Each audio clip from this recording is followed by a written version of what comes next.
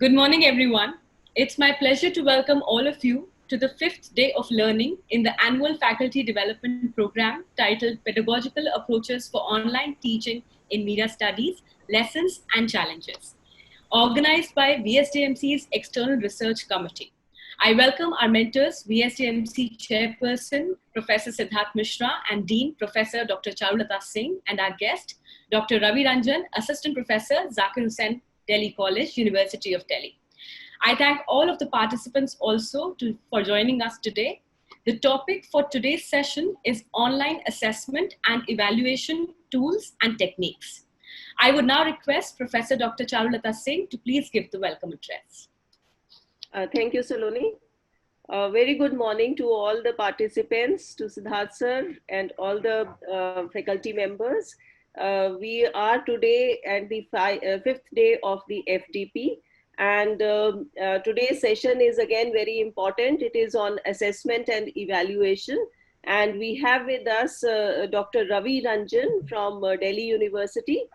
Dr. Ravi Ranjan has been actively engaged in national and international projects, and he is part of various advisory bodies and member of various national and international organizations.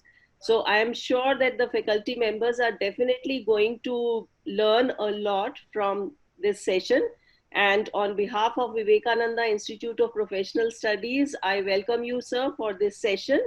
And we look forward for your, active engagement and lot of inputs regarding assessment and evaluation. So, Saloni, thank you. Thank you, ma'am. Before we proceed, let's give a listen to a brief introduction of Dr. Ravi Ranjan. Dr. Ravi Ranjan is a political science faculty at Zakir Hussain Delhi College, University of Delhi.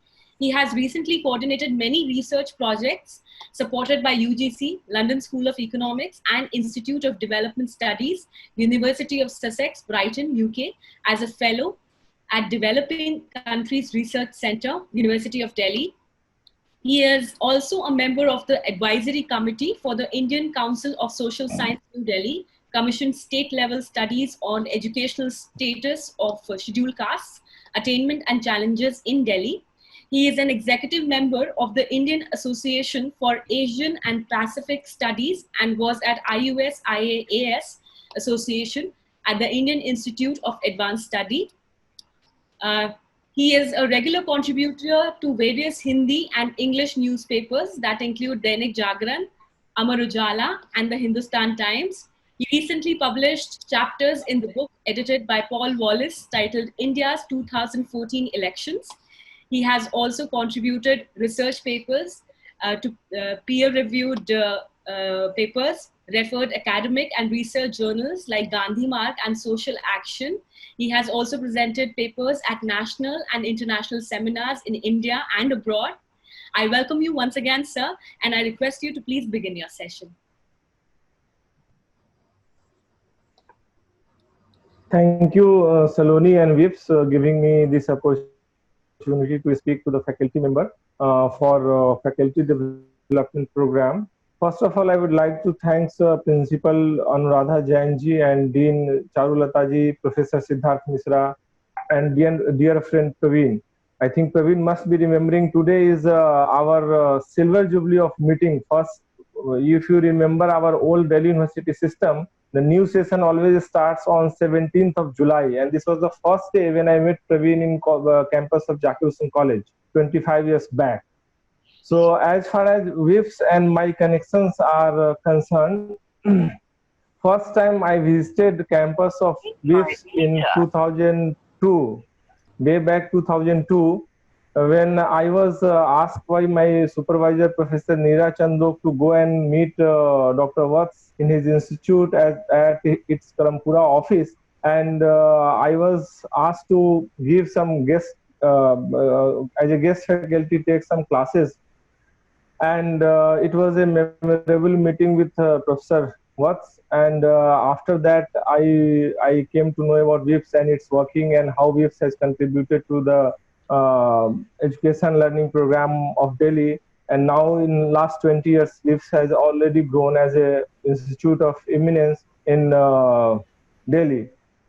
So this meeting was a very pleasant and memorable meeting with Dr. Vats. And after that, I reconnected with WIPS when Praveen joined, and he invited me for the book inauguration of Dr. Vats. It was a pictorial book, and there I came to know about it. He is a nature lover, and the book was launched by late Sri Arun Jaitley, then Finance Minister of India. And after that, WIPS student or intern have also came to Zakir Hussain College for film festival. So I came to know that there are a lot of things that WIPS are doing which we are not being able to do in our traditional university system. And students were showing their own film, and a lot of appreciation from our students and faculty about their film and other activities. So this way, Praveen has it was the connection between me and Dr. Vats that started 19 years back. Praveen has reconnected me again with the WIPS. Thank you, Praveen. And I'm sure both people like Praveen and Dr. Misra, whom I known for a quite long time, they must be contributing to the enhancement of intellectual enhancement of WIPS because they are the master in their field of journalism. Misra sir, he's a super senior from Delhi University, has a long experience not only of journalism and editing pioneer for a long time, Millennium Post, but also he is the editor of a journal, and also he has been associated with the governing body of many of Delhi University colleges. So this way, I'm confirmed that by blending his professional experience as well as administrative experience, he must be contributing a lot to the WIPS. Similarly, Praveen, who has worked for a longer time in the media and then he joined WIPS after doing his PhD, and as an expert, he also might be contributing a lot to the young, influencing the young mind how to handle with the journalistic intellectual development. Now come to the FDP. So this was a small introduction that I am that you can say the cherished remembrance that I have about the WIPS.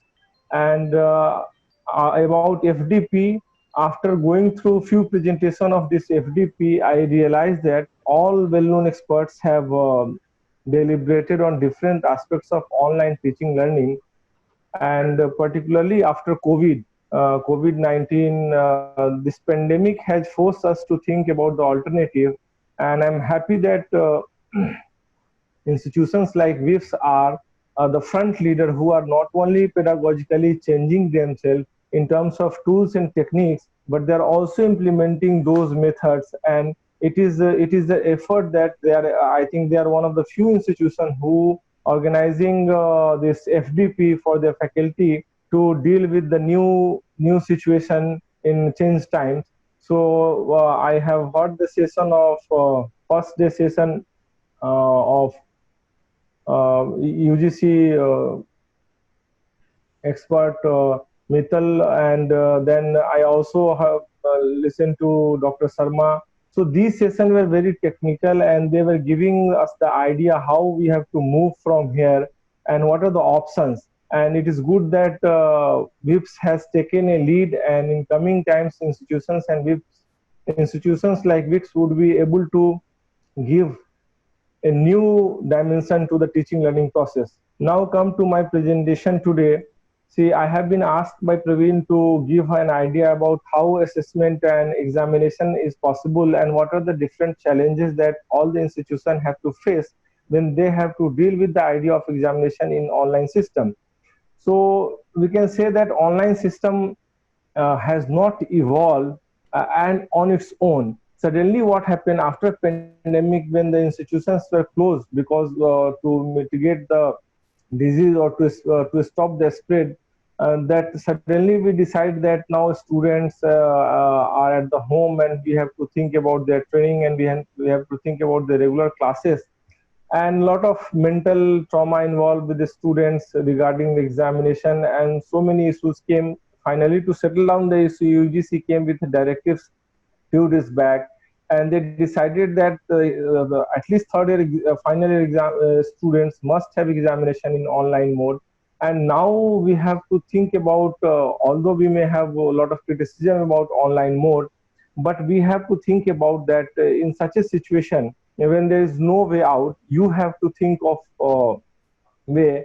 And we all know that old proverb, where there is a will, there is a way. So everybody is trying their hard with all kind of resources they have to enhance this process of online teaching learning process.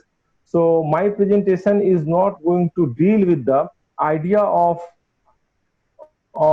technical idea of online thing, because it can be better done by experts from the computer science or software engineer. But what I am going to do in this presentation for next 30 minutes, I will try to make you aware about the pedagogical side of it, how the pedagogy and how the pedagogy and the pedagogy has changed, and in this changing pedagogy, how the new paradigms are coming in terms of evaluation.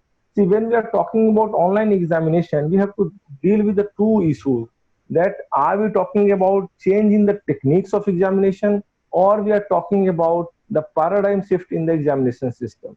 So there is a long debate about that, and one has to understand about whether we are going to do a paradigm shift. We are living in a paradigm shift, or paradigm shift is already there. We have to accept it. Number one. Or second, we have to have the examination in the same way, but we have to change the techniques of the examination. Earlier, students are coming together, sitting in the examination hall, writing a paper, submitting their paper, going back, and evaluators evaluate the answer scripts, and they reward them with the marks, and after that results are compiled, and it is shown to the student. As far as online use or use of technology is concerned, we have been using technology in examination process for quite long time. It's not a new thing for us. If I'm not wrong, we were the first batch in Delhi University who were given mark sheet, computerized mark sheet. So you can say before 20, 25 years back, we have already tried to change the mode of technique, change the techniques of doing examination, making results, and examination related process. Similarly, then a lot of other online competitive exams came, and today we know that most of the competitive exams are being held online. Um, it may be CAT, it may, even Delhi University entrance examinations are conducted online. So I think there is no as such aversion from the online process. That we have to understand. As far as techniques of conducting examination in online mode with the help of computer technology or information communication technology, it not neither new phenomena nor institutions are having aversion about it. Now come to the second aspect. Are we ready for a paradigm shift in the evaluation or examination system?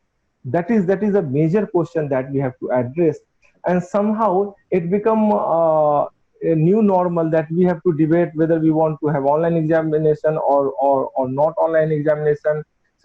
It's not a question of ideological political ideological segregation or separation or opposition of each other. Rather, we have to understand academically how the process of online examination, evaluation, teaching, learning process is going to make a paradigm shift, and how this paradigm shift is going to benefit the students or not benefit the students, whether it can be universalized or it cannot be universalized like previous examination system, who are going to the major beneficiary and who are going to be the major loser. So these are certain issues that we have to discuss in today's presentation while we are discussing about the idea of online examination. So I have already clarified online examination in terms of tools and techniques is not new, neither nobody has an aversion about it. Many competitive examinations are already having examination. But we have to understand how the paradigm shift is going to impact our students in the university system, largely like the institutions of Delhi University or VIPS. So how this paradigm shift is going to work? First, we have to understand the notion of evaluation, what we have to evaluate and why we want to evaluate or examine some students. So if we see the idea of evaluation or examination, there are two ways of doing it. If we take the competitive examination like CAT examination or Delhi University entrance examination or JEE examination or any kind of examination which is fully online based examination, and the examination now we are proposing in the wake of pandemic in Delhi University or in other universities. There are 2-3 differences that we have to understand. Conceptually, all the competition-based examination which are running in online mode are basically designed with an objective of elimination, because there are a fixed number of seats. There are X number of seats, and you have X plus 9 students. So what you have to do, you have to make a process of elimination, and then you have to eliminate 9 students. You have to take only one, the X. So that same principle cannot be applied in the same way in the university examination system. Why it is so? So the university examination system is not about the elimination. It is all about evolution of different kind of skill, different kind of intellectual capability that we are inculcating in students during 2-3 years of their stay in that institution. If a student joined BA Honors Political Science in first year and he pass out the college system after 3 years staying with us, we try to give him certain syllabi. We try to inculcate not only about the lessons or the subject, but also about their personality, also about their thinking capacity, also about their critical capacity, and all about their capability to reflect on certain issues in their own way, which is distinct from the other. So therefore, we are going to give a lot of reading to them. We are going to have test method, we are going to have assignment method, we are going to have class presentation. So there are different ways of evaluating students to inculcate certain kind of skill, certain kind of personality development, as well as the intellectual development of the student. Now we have to think, are we proposing the kind of online examination system is going to make this paradigm shift, or going to make the reflective capability intact, like the old model of classroom or examination, or annual examination that they are going, or semester examination that they're going to have before the pandemic. So I have a doubt in that, because if you see the pattern of online examination mode, most of the competitive exam online examination mode, which are based on MCQ, they're giving you a lot of 4 or 5 options, and you have to click on it, and on the basis of that, your elimination starts. Take it LLB entrance examination, CLAT, law, CLAT, management examination. Now, there are certain online platforms and online examination system which are also building up software dealing with the idea of descriptive examination. So descriptive examination has 2 parts. How they are evaluating? They are evaluating with certain keywords in the answer and length of the answer. If the same number of word, or if the same amount of word gaps and characteristics are there, and certain keywords are there in the answer, they will find it is fit for evaluation. So there is a lot of problem in descriptive. If it is a lesser problem in case of objective type question, but certainly it is a lot of problem in automated online system evaluation process for the descriptive answer. So now here the thing starts. Are we going to move from a descriptive answer to MCQ? Because MCQ can be MCQ examination evaluation process can be implemented very smoothly in comparison to the log answer exam system. So now another paradigm shift, the way of the way of evaluating the student. Delhi University, I am taking example of Delhi University time and again, because I am closely watching the Delhi University system, how it started, how I as a student I have felt about it, how now I am feeling about as a faculty, and how it has changed during the pandemic. So there are 3 phases one can see, and in all 3 phases I am finding that this problem, the problem of enhancing the reflective capacity of a student by dealing the matter in a descriptive way, is very problematic. It's not only problematic about the infrastructural issues, about the students' demographic character, that many students are coming from a good background or relatively poor background, remote students, village students, city students. So a lot of these things are there. They can, and there are many agencies which are working on to reduce the gap of digital divide.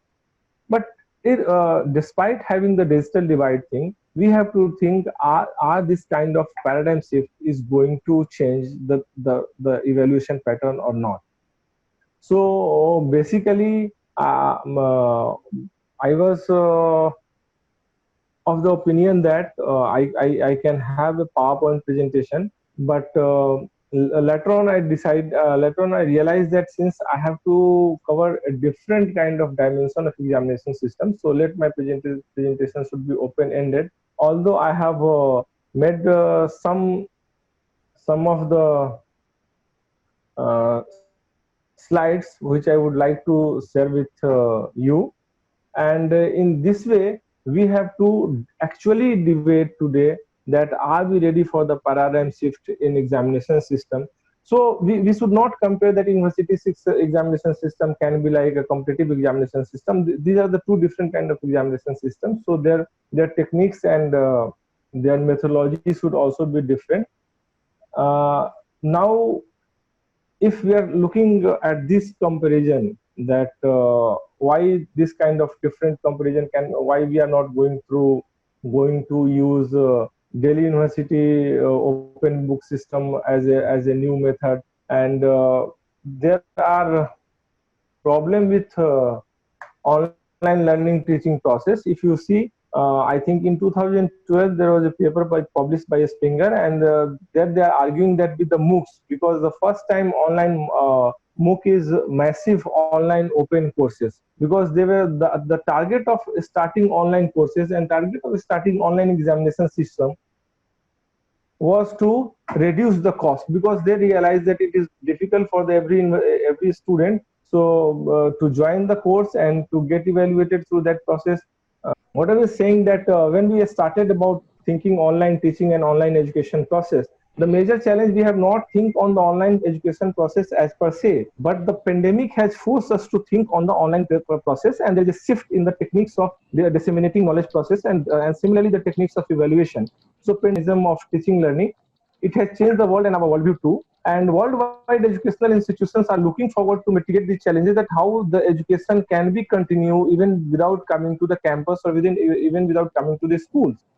It might be a lot of problem as a consequence that we have to understand in online system. Like some few days back, MHRD has came with guidelines, and the guideline is particularly talking about the idea of screen time, that what should be the ideal screen time for school students in case of online teaching learning process. So these things are there, but we have to overcome these things, and we have to, because now the question is how to continue the examination, how to continue the learning teaching process, because you can't stop the teaching learning for a longer time.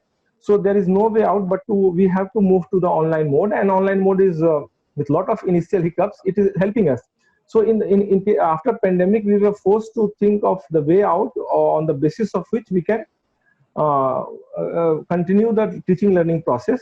And these kind of hiccups will be there by the time it is not going to settle down. But how we are going to settle down, what are the resources required, which are the agencies that has to take responsibility of it, these are the bigger question. And of course, limitation of time and purview of this FDP does not allow me to talk on these things. But certainly we have to understand the online evaluation environment. So how the online education evaluation system works till yet. The students have to go to a center. For instance, there are many online examination centers. They are having internet as well as intranet, and many agencies are taking tender for this or conducting online examination like the competitive examination. But first time we are realizing that it is difficult to have the university examination in the same way that we used to do for the method we are opting for the competitive examination. So now how the long answer or descriptive answer can be evaluated, because as I have already told you, in competitive examination, the objective is elimination, but in university examination, the objective is not elimination. Now we have to judge the examination system not as a matter of two aspects that every evaluation system have to concentrate on. First is the pedagogical aspect, that which we have already discussed about it, where we are ready for a paradigm shift in the evaluation process. And second is we don't have to be deontological, means you have to be deontological, means you are not only guided by the consequences. For instance, most of the examination process have two lacunas. A, they are trying to make the examination process universalized. All the if you see the literature of online examination process, they are saying that in any situation, all for the entire learning community, they are using the word learning community for those who are having online education or online teaching learning process. So they are saying the learning community cannot be evaluated through the same method, means you are not using the same code for everyone. Everyone has a different size, and you have to make different programs.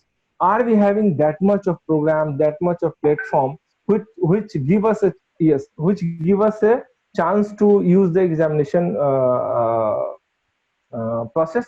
So if we see the first slide, I have noted some challenges. The first slide is talking about the first slide is talking that how we are living with the pandemic and learning challenges, and how these learning challenges are going to turn into the evaluation challenges. Pandemic exposed the institutional mechanism of teaching learning. It has changed the world and our worldview too. Worldwide educational institutions are looking forward to mitigate these challenges. How the new normal of education sector is being defined and redefined. So we are in the process of that. Is online teaching learning is a substitute to the classroom teaching learning, or a supplement? That is a bigger pedagogical question that we have to understand from ontological point of view, that I was discussing about. When we are talking about the ontological point of view, means we are not simply guided by the consequences. Right now, if we are trying to have examination for the entire India for the final year, the government is looking more towards the consequences, that we have to fix that the student must have examination. But that is not that should not be the idea. The idea should be the causal factors should also be taken into account. Yes, we have to do the evaluation process. Can we do the evaluation process without having the examination right now, because we are not having equipped infrastructurally, we are not having equipped in terms of technology and tools, and the ownership of those tools to every students in terms of their equity. So these questions has not been answered. So what we are doing when we are making policy, mostly we are talking about the consequences. What will be the impact of that? We are not talking about the causal factors that may cause a diversification in the impact also, and may cause a lot of differential. So any examination or evaluation process must also have to think into terms of equity. So in a smaller ecosystem, like a smaller institution, you can apply that, because you are knowing the student characteristics, their demographic, their background, their social leanings. But in case of the bigger institutions, and if you have to implement any policy at all India level, these issues are certainly have an impact on the evaluation process also. Is online examination and evaluation are required to address pandemic need, or we are moving towards a new paradigm shift? That we have to understand. If we are doing it to address the pandemic, the gap that has been created by the pandemic, or actually we are moving towards the paradigm shift, that one has to understand, and the policy maker as well as the designers of the program has to understand. Now, how the OE is being conducted? OE means online examination. The online examination system is certainly we are arguing for is a web-based application. Online examinations are conducted through the internet or intranet within the organization to test the remote candidate. Candidates is given limited time to answer the question. After the expiry of time, the system get automatically shut, and the examiner evaluates the answer either through automated process, particularly in case of MCQ, because they are knowing the options, and if they are not doing the MCQ, they have to use answer key method that I was talking about. And what are the objectives when this online examination process was conceptualized? Not in the next slide, please. Next slide. Slide number 3. Next slide. Ramesh ji, next slide. So no, objective. If you see the objective of इसके पहले yes, रहने दीजिए. If you see the objective, why it was OE was introduced initially. The OE was introduced initially for major two reasons. That it was a perception that many students are not being able to join the campuses because of their capacity of paying to the education system, or because of the number of limited seats, number of limited courses in the institute, and so many and so forth. There are so many other obstacles also. So it was decided that to universalize the higher education, or to universalize any kind of education. Higher education is a bit problematic because our enrollment ratio is much lower than many other countries. That is called the gross enrollment ratio, GER, which is just we have reached about 25%. And 10 years back it was very low. It was about 18 or 17%, which is much lower than many other, in comparison to the many other countries of the world. And if we see the enrollment ratio and their inter-regional disparity, it is quite high. States like Kerala has a good enrollment ratio. State like Bihar has a very low enrollment ratio. So these factors has to be taken into consideration if we are designing any kind of online process for examination or learning teaching process.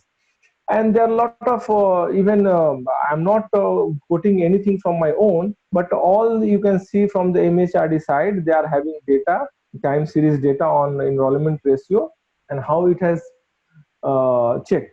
So the objective of online teaching learning as well as evaluation was to reduce the cost, to make it accessible to more number of students. But the deficit in this entire process was concerning about the pedagogical changes as well as the quality of the content, because most of the online education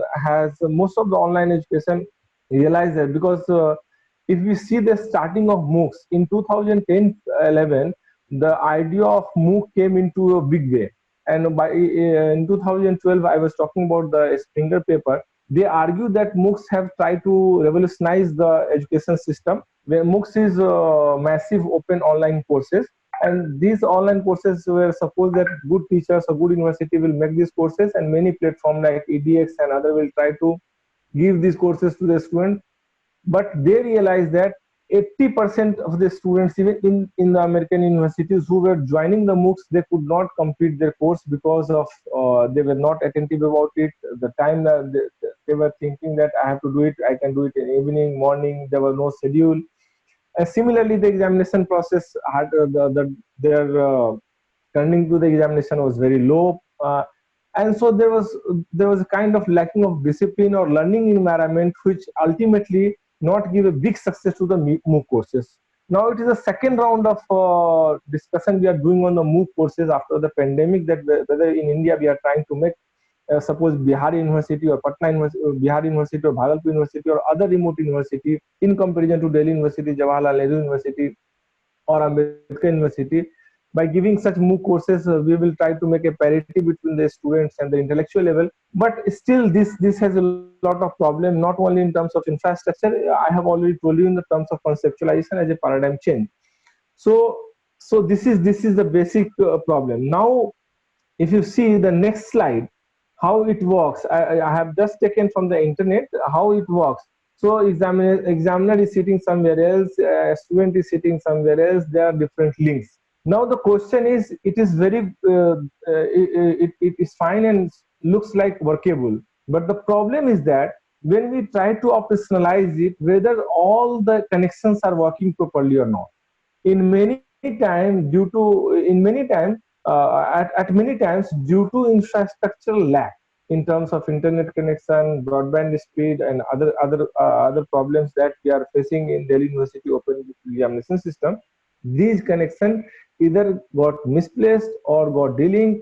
So basically, it is trying to make it possible, but it cannot be possible universally. I told you, because whatever we have to talk about the entire India. A lot of people are, because we are having more than 30,000 colleges and 40 central university and many state university. If you take the entire higher education system, it's very difficult to manage an ecosystem on the basis of this connection, and always you have to check this connection. So online examination Similarly, we are trying to develop virtual labs, but these labs are not helping all the students. Many universities are trying to do that. There are challenges, and these are challenges of next slides are basically showing you next slide.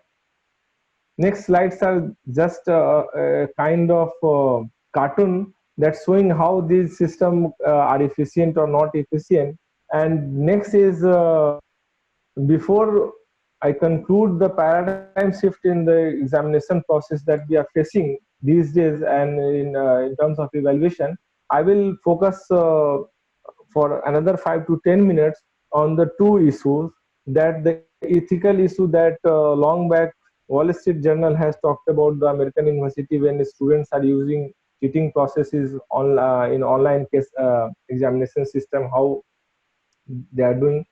And we have to also discuss about the online evaluation process that has been initiated by Delhi University. I said Delhi University few months back after pandemic, and that is called OBE, Open Book Examination System. Now here we have to understand two things. Whether Delhi University want to have open book examination system is is a different concept and much older in comparison to online examination process. So what Delhi University is trying to do? Delhi University is trying to blend a system. Delhi University, why open book system? Because Delhi University knows that if we have to take examination, we are taking examination in descriptive mode. And for the students having descriptive mode examination, it is very difficult because neither university is equipped to have handle a descriptive mode examination, nor the students are trained, nor neither the teachers are trained to handle that. So what they have tried to do, they are trying to do a blending. Blending is old system and new system. So what they are doing is they are using new techniques to have examination in old mode. And here the debate starts. Because if you see the history of online examination system, OBE, open book examination, first time open book examination were argued in British universities way back in 1934. And there are a lot of literature on that. Why they were actually looking for open book examination system? The major debate was that the retention capacity versus the reflexive capability. They were thinking that on OBE will allow the students, because if we are not allowing the book, what students used to do in traditional examination system, they are having same kind of question with new changes every day. Means the same every year, same kind of menu. If you, for instance, if you take example of political theory, so we used to ask this question for many years. Like I think for last 25 years, I am reading, I am studying political science and teaching political science as a student and as a faculty both. Nature and significance of political theory. What is political theory? What are the different dynamics of political theory? What are the characteristics of political theory? So all questions are evolved around the same kind of thing. So many people are thinking that why we are taking, because we are giving such kind of literature, and what we are doing, we are asking this question. Students have to do a ratta lagaw thing. They have to memorize the answer. They come with a package, and the moment they are getting question, they start writing, and they are writing with with a good speed, depending on how they have memorized it. So basically the examination process were conceptualized as nothing more than retention capacity of the student, what a student used to retain in their mind or remember in the mind. So many people have started, and this debate become more vibrant in 1960s in American universities as well as in European universities about we have to move from retention to reflexive capability. What kind of reflexive capability the student must have? The student must think about the intellectual capacity he has learned from the course or the class or the reading material. And that's why we are giving a lot of reading material from different perspective, Marxist perspective, liberal perspective, feminist perspective, Gandhian perspective. So every perspective has to be taken into, and how the student is applying those perspective or those intellectual training when he is dealing with the life situation or living experiences. So it was idea that open book system, the argument for the open book system was that in comparison to the fixed way, it can give more weightage to the reflexive ability, but it could not happen in India and elsewhere. So open book system was dumped and we continue with the old examination process. Now this time Delhi University has introduced open book system with the technological blending. What we have to do, a student have to do an online login. He or she will get a question paper in time, and that online logging will be allow the student to stay connected with the server for 2 years or 2 hours or 2 hours 15 minutes. Within that, what the student has to do, he or she has to write an answer on A4 question, then they have to scan it and they have to upload it on the server.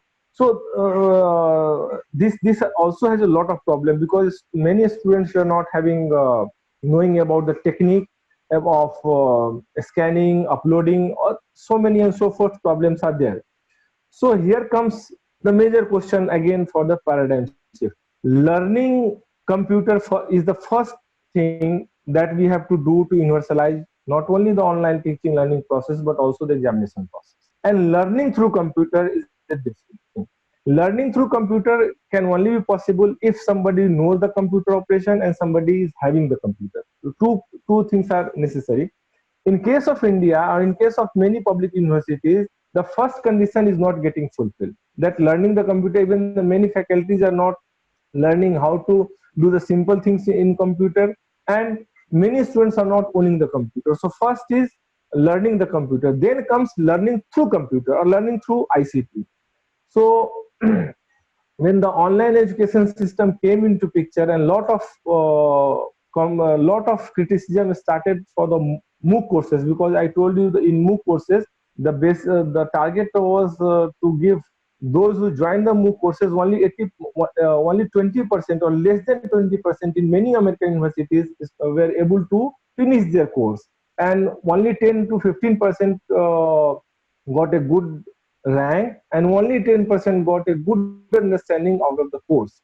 So MOOC courses were not getting successful. Similarly, at the turn of the millennium, many people started using technology to create some kind of virtual university. That experiment of virtual university also could not succeed in American and European universities, and finally they also got down because the revenue model, the number of students are joining, the number of students are doing course, things were in a fuzzy state.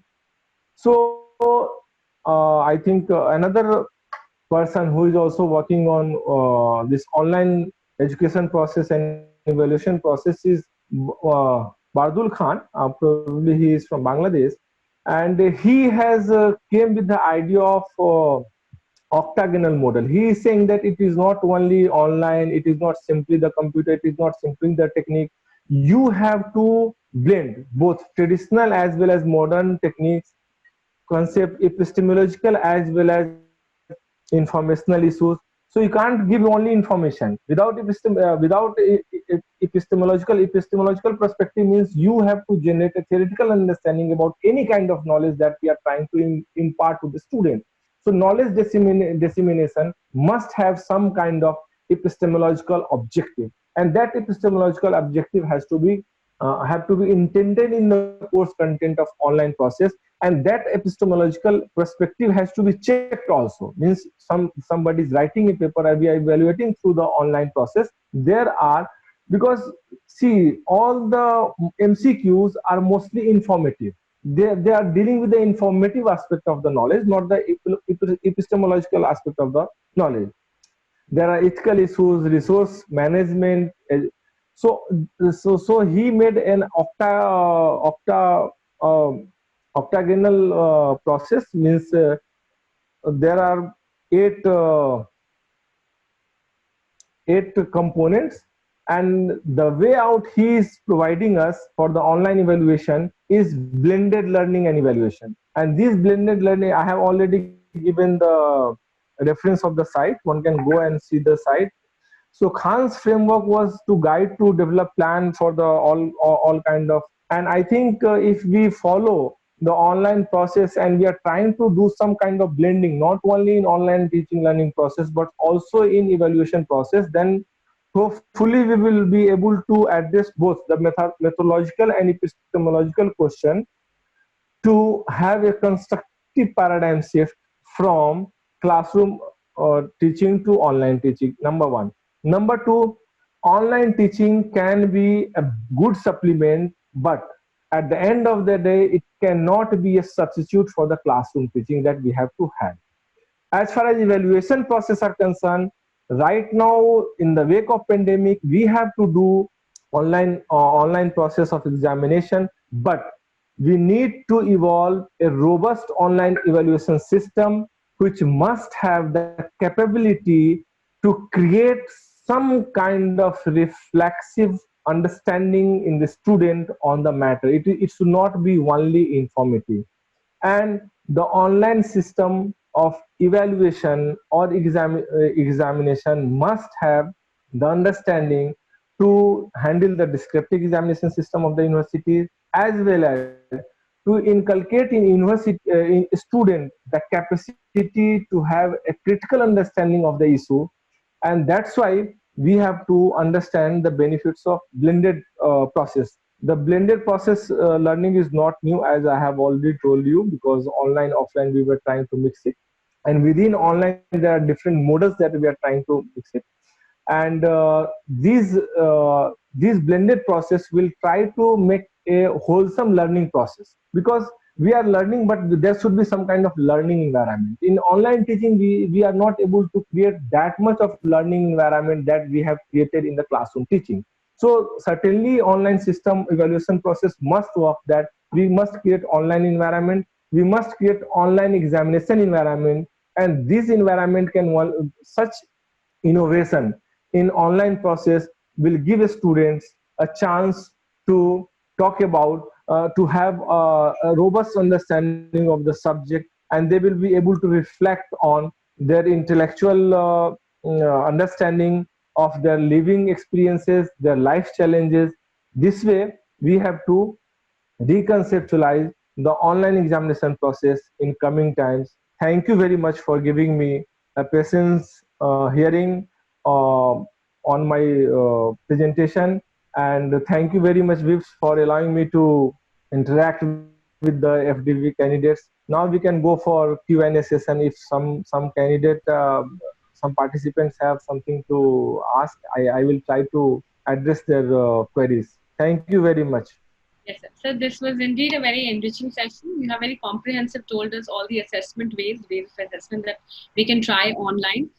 There are a lot of questions coming in, so I would request Dr. Praveen Singh and Dr. Devendra to please carry forward with the Q&A session. Thank you, Saloni. So the first question is, has there been any research on the reliability of online assessment to measure creativity of students? No, online research, there are a few online research, and if you can go to JSTOR, there are many articles on that. Few articles I can also give to the person who have raised this question.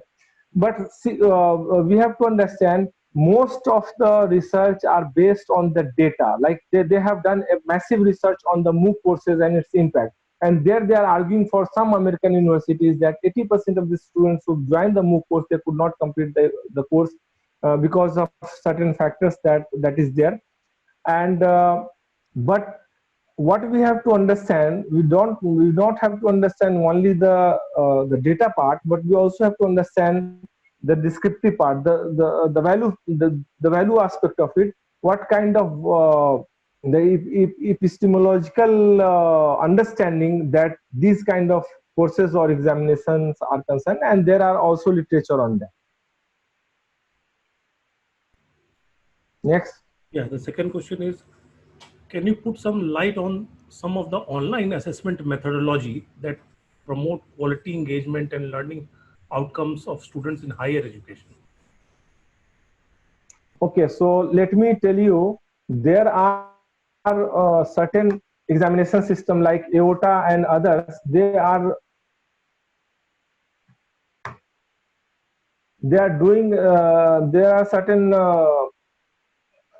EOTA, and there are certain other systems of doing online assessment or online examinations are there already. and how they are functioning, that they are having a very detailed description. When the moment you will open the site, they will give different colors that a student have read the question or they have not read the question. Then they will give registration times, and then they will give you there are integrated system that is under the control of administrator.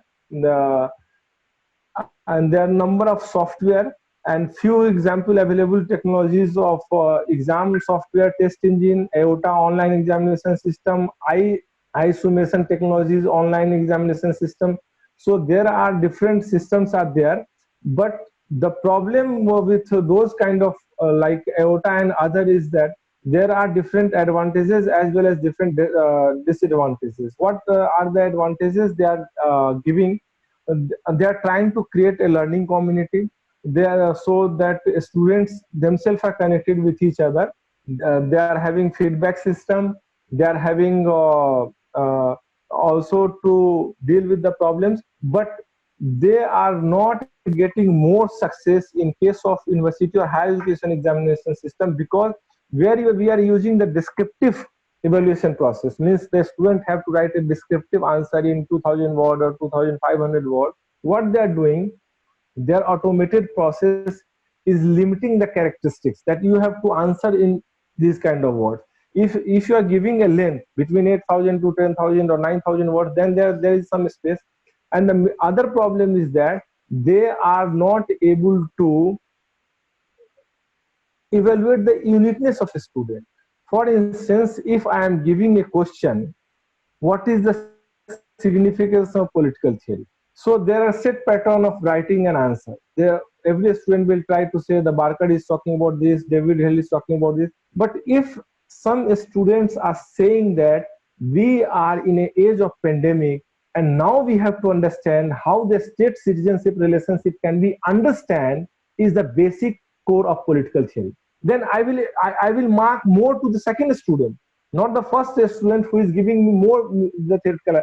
So this kind of innovative evaluation space is hardly there in the online education system that we are having, because they are run by certain keywords, like David Head will be the keyword, major characteristics of political theory given by David Hill will be the keyword, but they will not give the space that how a student is trying to reflect on the idea of political theory using pandemic as an example and defining the state-citizens relationship. Next question, sir. Yes. Yes, the next question is Dr. Bidyarani is asking, how do we ensure originality and authenticity in student work in case of online assessment? See, if you are going for the descriptive examination, many online examination process are using the software of plagiarism, like Turnitin. They're already fitting it. It is inbuilt in their exam. So the moment a student will try to copy and paste, they will caught up. So that is the less chances of doing that. What they can do, they can some leakages are there. Means if your network is not completely sealed, and if you're not having checked some unwanted student, because we also see initially when Zoom came as a platform of learning, the non-participants are joining that. So there are security of the data, and there are security of fudging with the data. If 10 students have given this and if system server is not connected, this has happened in Delhi University MOOC test also. What happened? Students were asked to log in. When they log in and they opt for their subject, the person who was sitting and looking at the server, controlling the data, he was not an expert. He might be a technical person, but he doesn't have the differentiation between physics and geology. So what he has done, the server sent a Sanskrit question to commerce people and commerce question to the physics people. So this kind of pilferage is there if the data leaking is not checked, and if proper mechanisms are not taken into consideration. But plagiarism issue can be addressed using different softwares that we are having, particularly in English. Hindi language or regional languages are not having plagiarism software till yet. So we have to, because if you are taking exam in Telugu, Tamil and Bangla, then you must have plagiarism software in those vernacular languages also. Sir, is there any online tool permitting recording of participants' verbal responses? Yes, there are online tool for recording verbal responses. There are online tool for uploading your statistics. There are online tool for doing your analysis. But they are the tools, and they are already inbuilt in the systems that I have talked about, IOTA and iSumation and other online examination platforms. But they are also trying to improve. But mainly, I am telling you, worldwide, even in foreign universities also, they have not been able to make a very foolproof sound system to do with the reflective and descriptive answer that usually university systems are dependent on, either American university, European university, as well as Indian university. Can Next question. Yes, Sir. can you elaborate a little bit more on this IOTA, and whether it is free of cost or we need to pay for it?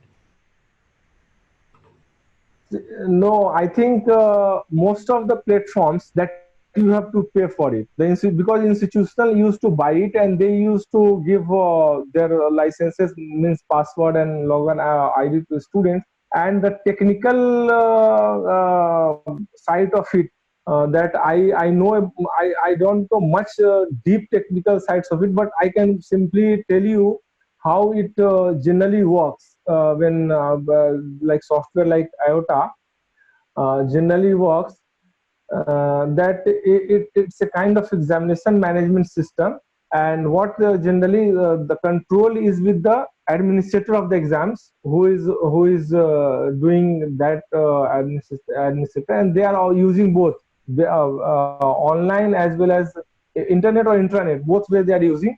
But in case of most of the things to you check the leakage, they are using intranet, means a server will be booked, a center will be booked, but I don't know how the IOTA is going to deal the challenges during the pandemic. Because see, online examination, having at an online examination center is a different thing, and doing online examination sitting at your home is a different issue now. We are looking for any kind of examination process that can work well with the home. Students are sitting at the home and they are participating in the examination. Till now, whatever the online system that we have evolved based on the ICT, information communication technology, is mostly working on examination centers, not for the individual candidate. So now IOTA and other examination processes are working how it can be individual centric, means one individual can get it and they work it, but they are working on that. And I think this is one of the major reasons that you will realize that most of the universities have suspended their examination for a longer time. Even university campuses in abroad, in Europe and America, are closed for another 6-7 months, because they are working on those systems, that how those online examination system, which already has been developed till yet, can be transferred to the home of the student, where he can do it perfectly without coming to the examination center in a traditional online examination way. Because now there is within the online system we are having traditional and new examination. Traditional means you have to go to the examination center, use internet or intranet facility to answer the question. Now we want to have an online examination system that can work on your mobile like an app, or that can work on your personal computer or laptop at your home. You don't have to move out of your home. So that kind of system now they are still in the process of making it. Sir, we have got a question from Dr. Manoj Singh. Now he's asking, for a course like journalism and mass communication, which one is preferable, online or offline assessment? Both, because you have to blend it. See, one we can do it, even if we are not going to have offline examination system. In online process, we can also do a continuous evaluation process. Means you have to generate a mechanism like weekly interaction on, but you can't have MCQ based evaluation process. For instance, if a student of journalism is having a class, and I have finished a topic on what are the state responses to media in times of pandemic. How state respond to media in times of pandemic, whether the state response is democratic, not democratic, whether the state is giving all the information to the media, hiding some information to the media. So these are the debate. So how we can evaluate? There are two ways to evaluate. Either you teach this lesson at the end of the semester, you can ask the student to write an examination. So what he will do in online, he will write a 4.5 point. But if you go for a presentation in your online class and you can ask him to reflect on how you are realizing that in last week, take 3 news items on the basis of which we can argue that the state is basically more democratic to the media while dealing with the pandemic, or more autocratic to the media while dealing with the pandemic. And those reflections can be noted down through presentation online, and you can do the regular evaluation. See, in online, when you are not meeting the student in campus, you have to start a continuous comprehensive evaluation process week by week, topic by topic, through reflective through generating a reflective capability in students. Right, sir. We'll have the last Next question, now. Yes, we'll have the last question now. When we talk about emotional quotient, the personal touch, and what are the methods to assess in online assessment? How can we have those EQ assessed of the students? See, examination, knowledge dissemination, and knowledge reflection on certain kind of knowledge is also emotional activity that you have noted it, and a student have something of his or her own to reflect on even in examination process. Like I told you that if some students are saying that I have been deeply hurt by the issue of migrant laborers, even if it is a pandemic, but some issues are more important for me, some issues are less important for me. Many people are saying that laws related to domestic violence in during pandemic is creating more disturbances for me. So how you can evaluate the emotional quotient or emotional understanding of students or emotional anxiety of the students during online examination process when you are not meeting the student face to face. So what we have to do, we have to adopt an interactive model. Interactive model means a multi-dimensional model. The student has to interact with the teacher to reflect his emotional feeling, but many emotional feeling he might not be sharing with the teacher. So you have to assess at 2 levels. A, the interactive part of student on certain lived experience with the teachers, number 1.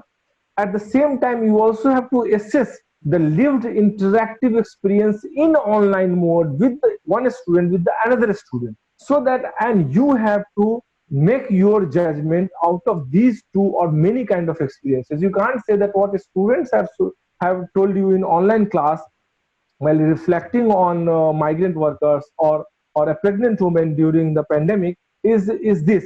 No, how he has also reflected on the same issue with his family members, with his particularly with his peer students group, those with whom he was interacting in the class.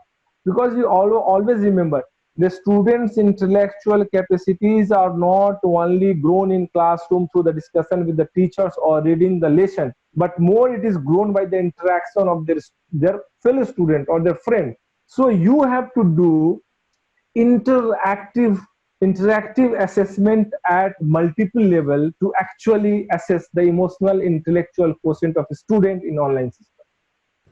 Right, sir. Thank you so much for answering all the questions elaborately. Back to you, Saloni. Thank you, Dr. Praveen Singh. We would like to go to now our chairperson, Professor Siddharth Mishra, for the major takeaways from this session and for his concluding remarks.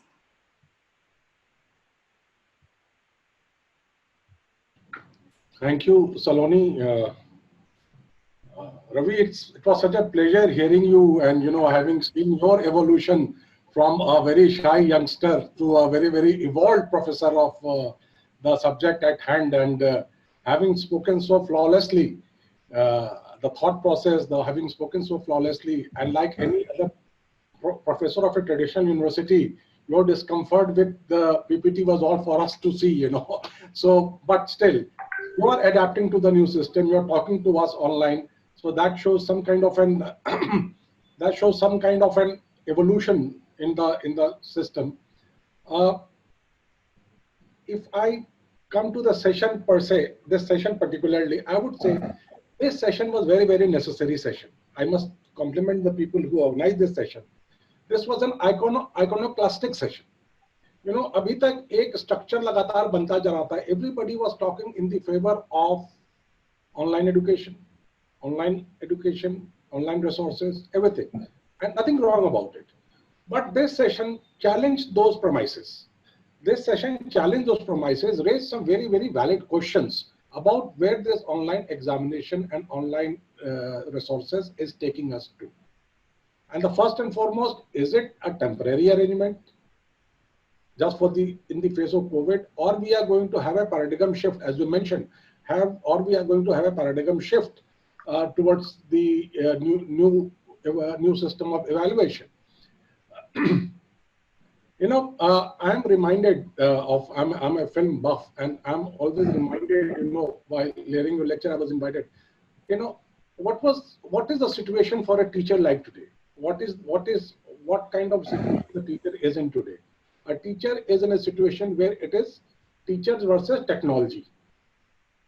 So see, a teacher is today pitted against technology. Whether he goes with the technology, gets subdued by the technology, becomes part of the technology, that's the challenge before the teacher. You know, like it was many years, 100 years ago, Charlie Chaplin's Man versus Machine, and then which was adopted by B.R. Chopra in our film industry, Naya Daur. So, machine तो आ गया है, technology तो आ गई है, हमें उस पर अपने आप को adopt करना है. But the question, what was very specific about this session today was, online education is one thing, and online evaluation is another. So the retentive and the reflective aspects of, you know, evaluation process. In fact, I'm reminded when I took over, as you mentioned that about my tenures as chairperson, when I took over as chairperson of Maharaja Agrey Singh College, which had a journalism course, and they were to have an entrance examination. I checked on the entrance examination, being a journalist myself, it was to be an MCQ. And I wondered, how would an MCQ really judge about the quality of a student? And then we created our own model of examination, which had MCQ also about 20%, 80% were descriptive. Because we thought that we would know about the cognitive and writing and learning skills of a student only if we could, you know, evolve him through a descriptive essay type of answer. There was a lot of halla gulla in Delhi University's academic council. I was because there was a question which was, you know, which was about Togadia had run a Trishul Yatra those days. So there was a question of Trishul Yatra. So, you know, whenever we try to bring a change in the system, there are activists up in arms. So the activists were up in arms then also. And they said that I was trying to saffronize education and all that. And I would have been the last person to do that. Anyway, this came up in Delhi University's academic council. And after the academic council meeting, I was called by the Vice Chancellor, Professor Deepak Nayyar, to discuss that why did I go for this change in the, you know, jo Manoj Singh ji ne bhi pucha tha ki journalism ke student ke liye. I explained to him, he said, when a student comes to me for a job, what do I look into? What do I look for? I look for his ability to write a copy, his ability to edit a copy. वो ज़माना तब भी print journalism का ही ज़्यादातर था. तो general knowledge तो वो सीख लेगा, दिन भर इतना न्यूज़ पढ़ेगा कि जनरल नॉलेज तो वो सीख लेगा, तो वो सिर्फ MCQ से क्या है? So he agreed to it, and then he said that this could be the best model for, you know, this combination of descriptive and MCQs could be the best model for entrance examination. And if you recall, Professor Deepak Nayyar made entrance examination for journalism uniform, and where this model was introduced for a while, which was there. So you see, technology is a facilitator. There is no doubt for it, and it's just not computers. There are many other factors which goes into making online evaluations. Now, if you were to ask me, what has it never crossed my mind, because I came from a traditional examination system, my children came in from a traditional examination system, it never crossed my mind that what all factors would go into making of an online examination system. Till the time they actually came down to giving my daughter took the UGC NET exam, which is an online exam now, and my son had to take the CLAT exam. And they had their examination center in a god-forsaken place called Mundka. You know, in our time when we were in Delhi University, we would have never thought of going to Mundka. And that made me think why in Mundka? And then another thing was that there were two factors. Why these examination centers? And if you actually check on the facts, most of these examination centers are in old urbanized villages of what you call of Delhi than any other place. There are two reasons for it. One, all these villages have huge built-up space which they are now converting into examination halls, which are being converted into examination halls, computers are being put, and they are making a good livelihood out of it. Delhi में मकान मालिक किराया तरह तरह से खाता है, तो एक उसका इकोनॉमिक्स ये है कि एग्जामिनेशन सेंटर्स खोल करके बड़े अच्छे तरह से किराया उसको आता है, तो he has created an infrastructure जहां गवर्नमेंट का कोई इन्वेस्टमेंट नहीं हुआ, ये सारा इन्वेस्टमेंट जो है सो वो लैंडलॉर्ड्स का है। गवर्नमेंट का इन्वेस्टमेंट कहाँ है? गवर्नमेंट का इन्वेस्टमेंट है मेट्रो ट्रेन के अंदर।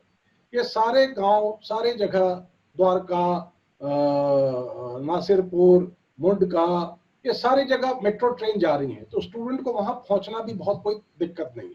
सो these are actually, if I look at the success of what you call online elimination system, as you said, not the examination system, has largely been because of the reason that we